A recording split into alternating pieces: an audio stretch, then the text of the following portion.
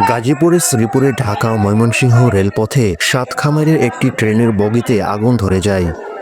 আজ বৃহস্পতিবার বেলা 11টার দিকে ঢাকা থেকে ছেড়ে আসা মোহনগঞ্জগামী মহুয়া কমিউটার ট্রেনে এ ঘটনা ঘটে।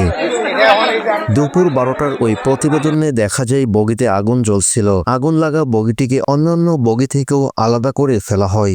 আপাতত ওই পথে ট্রেন চলাচল বন্ধ। ট্রেনের যাত্রী মোহাম্মদ ইসমাইল হোসেন গণমাধ্যমকে বলেন, শ্রীপুর থেকে ছেড়ে আসার পর সাতখামার রেল স্টেশনের কাছাকাছি একটি ট্রেনের বগিতে হঠাৎই আগুন দেখতে পাওয়া যায়। আগুন খুব দ্রুত ছড়িয়ে পড়ে। আগুন লাগার পর ট্রেন সেখানেই থামানো হয়। প্রসঙ্গত পাওয়ার কারে যাত্রী থাকে না। শ্রীপুর রেল স্টেশনের স্টেশন মাস্টার সাইদুর রহমান গণমাধ্যমকে বলেন, মহুয়া কমিউটার ট্রেনের বগিতে আগুন লাগে। ফায়ার সার্ভিসকে খবর দেওয়া হয়।